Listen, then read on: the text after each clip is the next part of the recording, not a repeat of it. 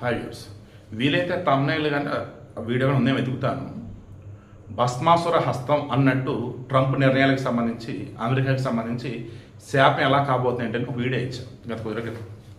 ఈరోజు అదే కనపడింది. 2018-19 ఆ సమయంలో ఒకసారి షట్ డౌన్ అమెరికాకి సంబంధించి. అది ట్రంపే అప్పుడు అధ్యక్షుడు. ఇప్పుడు మరలా షట్ డౌన్. ఇదేంటంటే మామూలుగా ప్రభుత్వానికి సంబంధించి కొన్ని నిధులు వాడే ఉంటాయి ఖర్చుల నిమిత్తం. దానికి ఎలా దాన్ని ఏమంటారు ఆమోదం పొందాలంటే సెనెట్లో 60 మంది సభ్యులు ఆమోదం ఉండాలి. అందులో డెమోక్రాట్లు రిపబ్లికన్లు ఉంటారు. మన దగ్గర కూడా కొన్ని దేశం కోసం అన్నప్పుడు రాజకీయాలు చూడకుండా పార్టీలకు అతీతంగా మద్దతు తెలుపుతారు. బట్ ఇక్కడ వచ్చేసి 60 మంది సభ్యులు కావాల్సి ఉంటే డెమోక్రాట్ రిపబ్లికన్ కలిగి మొత్తం 50 మంది ఓటేశారు.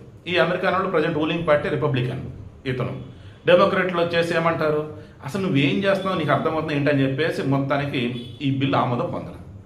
దాంతో అత్యవసరంగా అని అందామా, లేదన్నప్పుడు అవసరమని అందామా, లేదా అనవసరమని అందామా అన్నప్పుడు ప్రభుత్వానికి సంబంధించి ఫెడరల్ గవర్నమెంట్ అంటారు అమెరికాలో, ఉద్యోగులను ఫెడరల్ ఉద్యోగులు అంటారు. ట్రంప్ యొక్క ఉద్దేశం ఏంటి, మొన్న మధ్య ఎలాంటి మస్తుతో పెట్టేసి ఒక కమిటీ లాగేది వేసాడు. అప్పుడు ఆల్రెడీ కొంతమంది ఫిల్టర్ చేసి పక్కన పెట్టేశారు. ఇంకా ప్రభుత్వ ఉద్యోగులు కొంతమంది ఉన్నారు. వీరిని తొలగించాలనేది ట్రంప్ లక్ష్యం. దానికి ఇప్పుడు దీన్ని వాడుకుంటాడు. ఎలాగా, అత్యవసరం వాటికి వాడేస్తారు ఉన్నటువంటి ఫండ్స్ని. అవసరం లేదు అంతా అనుకునేవి ఉంటాయి, దాన్ని పక్కన పెడతారు. ఇలా పక్కన పెట్టే వాటిలో డెమోక్రాట్లకి ఏదైతే ఫేవర్గా ఉన్న పథకాలు ఉంటాయో వాటిని ఇప్పుడు ఆపేయచ్చు.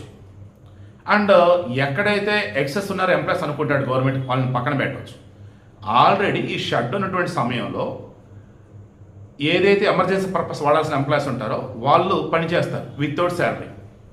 ఇంకొంతమందిని డబ్బులు ఏముండవు కాబట్టి సెలవు మీద ఇంట్లో ఉండండి అంటారు. పర్మనెంట్ వాళ్ళు తీసేది కూడా తీసేయచ్చు. సో ఇప్పుడు ఇష్యూ ఏంటంటే అమెరికాకి సంబంధించి ఈ 2018-19 ఆ షట్ డౌన్ అప్పుడే $2 బిలియన్ $3 బిలియన్ లాస్ వచ్చింది. ఈసారి ఎంత లాస్ వచ్చేది ఏంటో తెలియట్లా.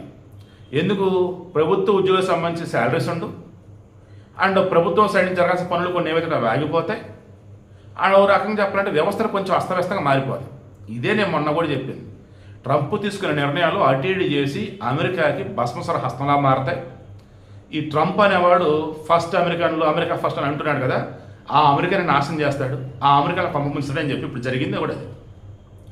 చివరికి అమెరికాలో ఉన్నటువంటి వాళ్ళే ఆ అమెరికా కోసం ఉన్నటువంటి బిల్లును కూడా ఈ ట్రంప్ వల్ల పక్కన పెట్టేదాకా వెళ్ళిపోయారంటే ఇక దేశం దుస్థితి మీరే చెప్పండి. అది అగ్రదేశమా, అది అగ్రరాజ్యమా, వాడు ఏది చెప్తే అది మనం చేయాలా?